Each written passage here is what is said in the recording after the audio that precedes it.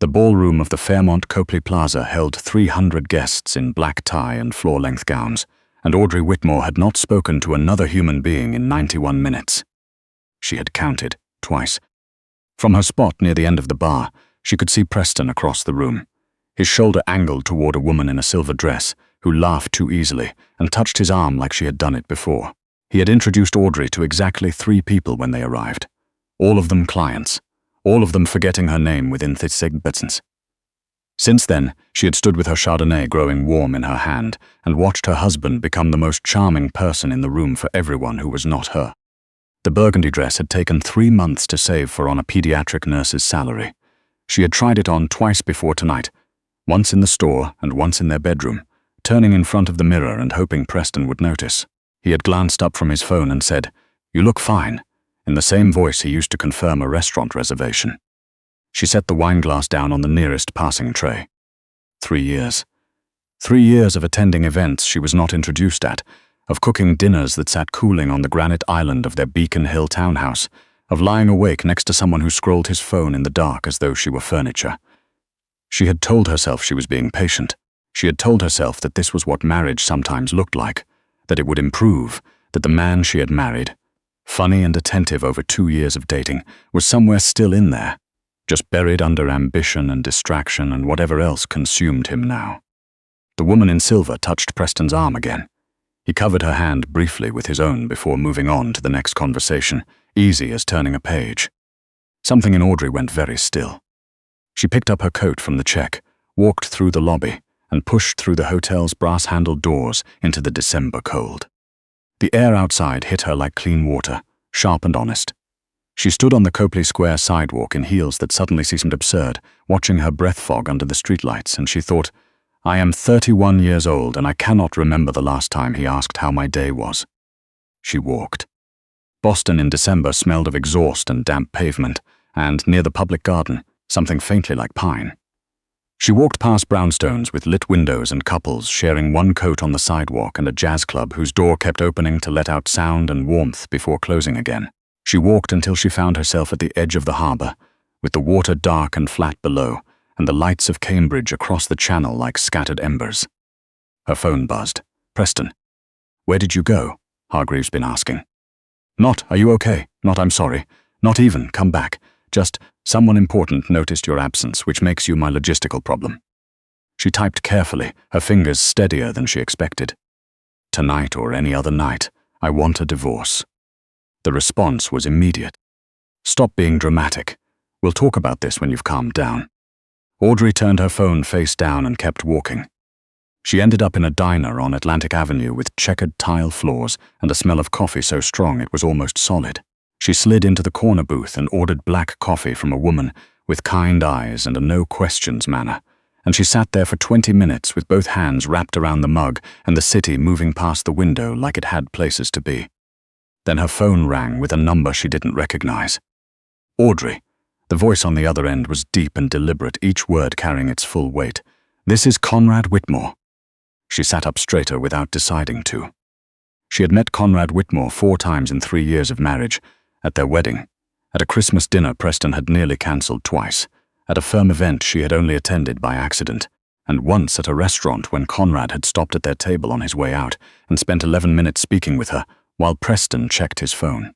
He was 62 years old, silver-haired, with dark eyes that seemed to evaluate whatever they settled on. Preston barely spoke of him. When he did, his voice carried a tension Audrey had never been able to fully read.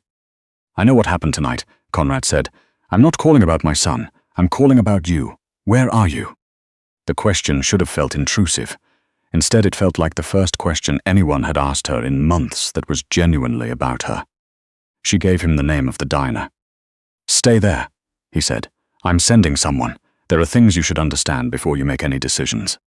The line went quiet. Audrey looked at her coffee. 22 minutes later, a black SUV pulled to the curb outside the window. A man in a dark jacket walked through the door, scanned the room once with an efficiency that didn't belong to a personal assistant, and said her name without phrasing it as a question. She noticed before she followed him out that his jacket sat strangely at the hip. She had grown up around hunters in Tennessee. She recognized the shape. The drive took 40 minutes northwest out of the city, onto private roads lined with bare oak trees whose branches made lattice patterns against the winter sky. When the house emerged from the dark, Audrey pressed her fingers to the cold window. It was not a house. It was a stone manor, federal style, 3 floors, east and west wings extending from a central block with white columns and tall windows that glowed from within. The grounds were vast, landscape lighting picking out formal hedgerows and a greenhouse to the west, and a chapel she noticed only as a silhouette. This was not the modest suburban home Preston had vaguely referenced in their early years together. This was something else entirely. This was wealth of a different order, the kind that didn't need to announce itself. Conrad met her at the front door himself. He took her coat. He led her to a study at the back of the house, where a fire burned low in a stone hearth, and 2 leather armchairs faced the flames like they had been waiting for a specific conversation. He did not make small talk. "What do you know about my work?" he asked, settling across from her. She told him what Preston had said: private investment advisory, some international consulting.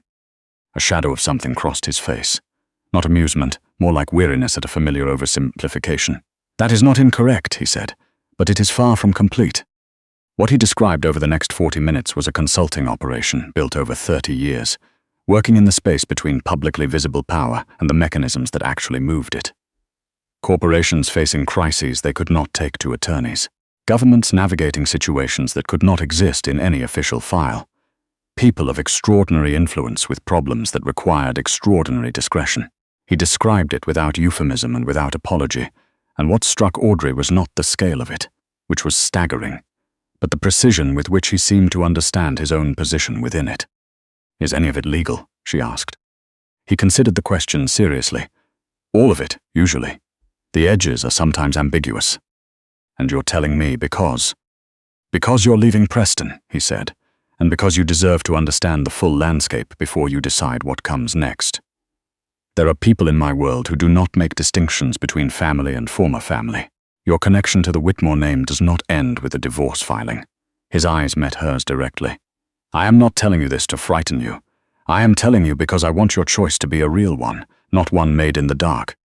Audrey looked at the fire for a moment. "What are my choices?"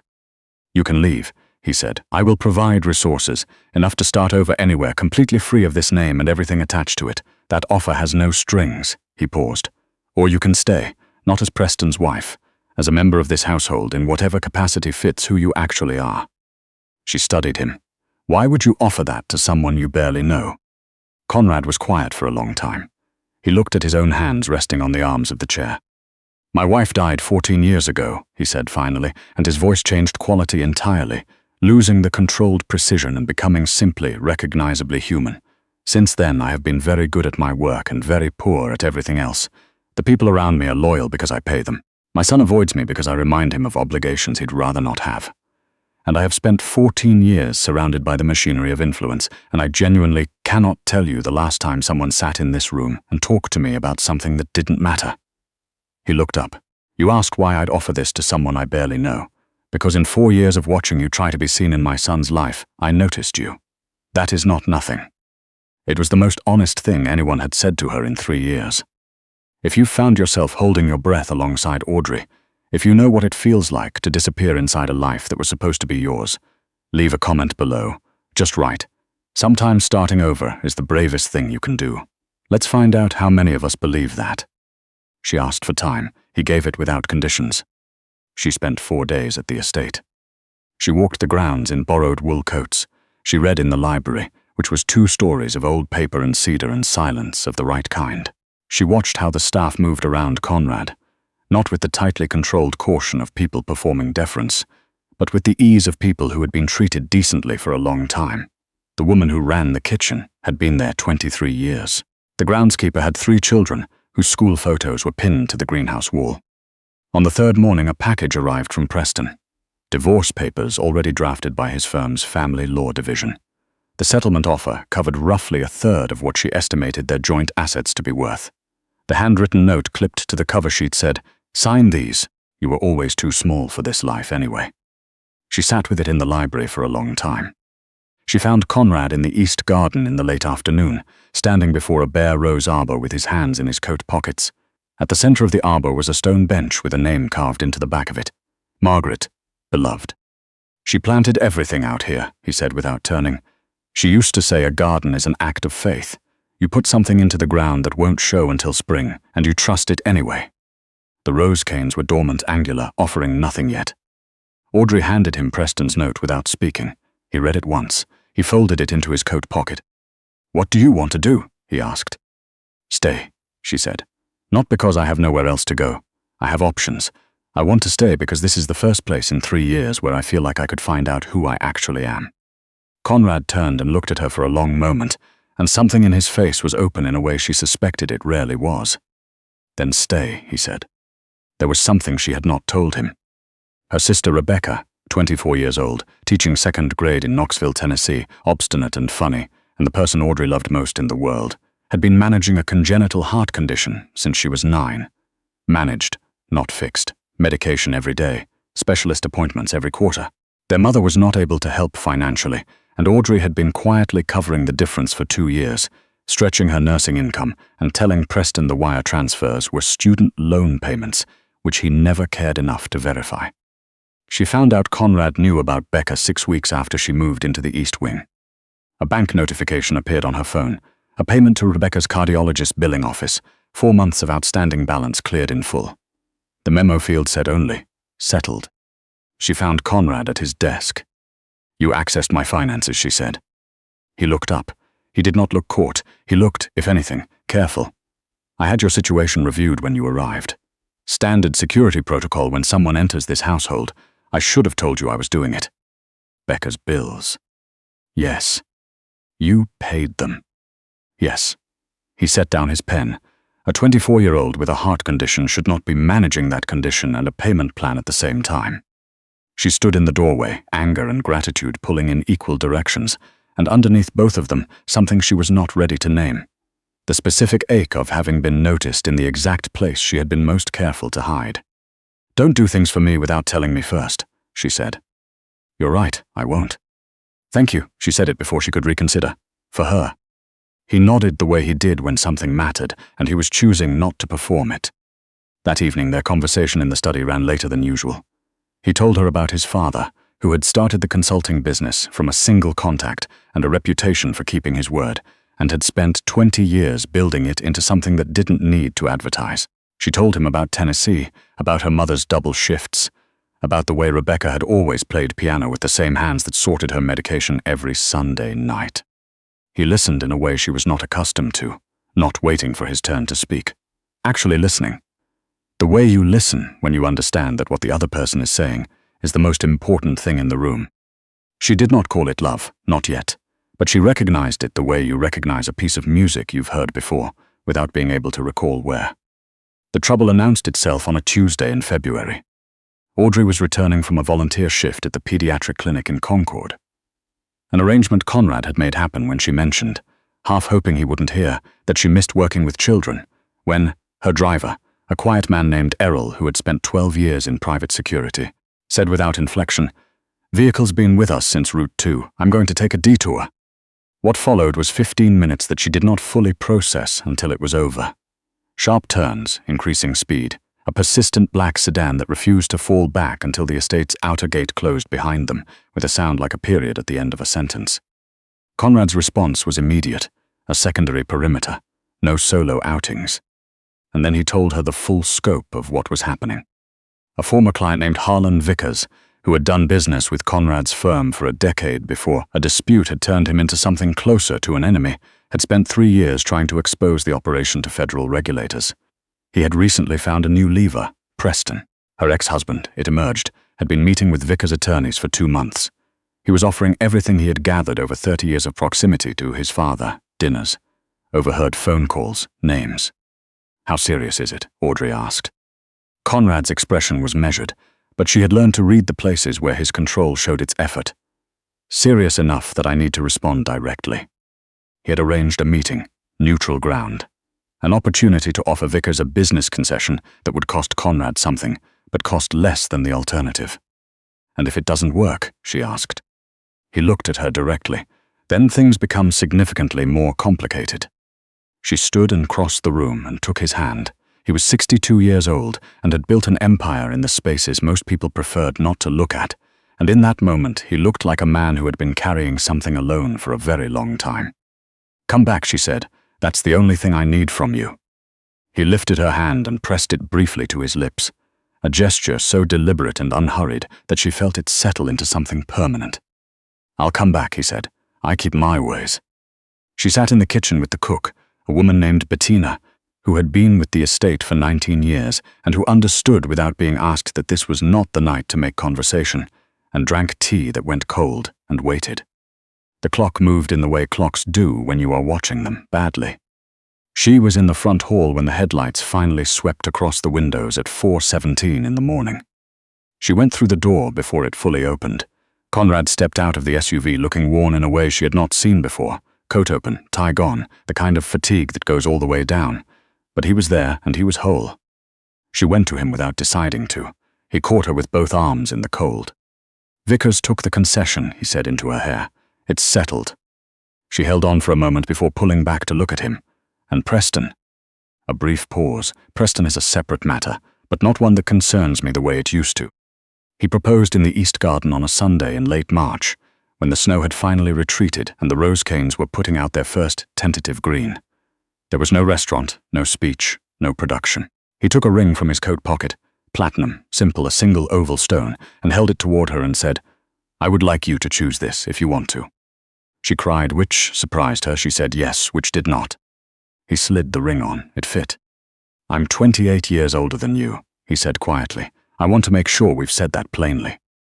"We've said it. You should have everything, Audrey. Your work, your sister, a family if that's what you want. I'm not asking you to disappear into what I've already built." "I know what you're asking," she said. "You're asking if I'll choose you, and I'm saying yes." She looked at him steadily. "Because you're the first person in 3 years who asked what I wanted before telling me what I was." He looked at her for a long moment. Then he pulled her close, and the March wind moved through the garden around them, and somewhere above them a bird was testing the air for spring. The wedding was small by design. The East Garden in May, roses finally in full bloom, 16 people on white chairs. Rebecca flew in from Knoxville and cried from the moment she arrived, and spent the morning simultaneously weeping and doing Audrey's hair, which she had always done at every important occasion since they were children. Preston came through the garden gate during the vows. He had 2 men with him in suits, and he carried the expression of someone who believed they had just arrived to collect something. "I've been cooperating with the DOJ's Financial Crimes Unit," he announced, loudly enough to reach every chair. "Everything about this operation, the offshore structures, the discretionary accounts, the contracts that weren't contracts, it's all going to come out. Enjoy the day." The garden was completely quiet for a moment. Conrad turned to face his son with the patience of a man who has already seen how a conversation ends. "I've been cooperating with the DOJ myself," he said, "for 22 months. Voluntarily. Full disclosure of every entity, every account, every engagement. In exchange for my assistance, building their case against Vickers and 3 regulatory board members who were taking payments to look the other way."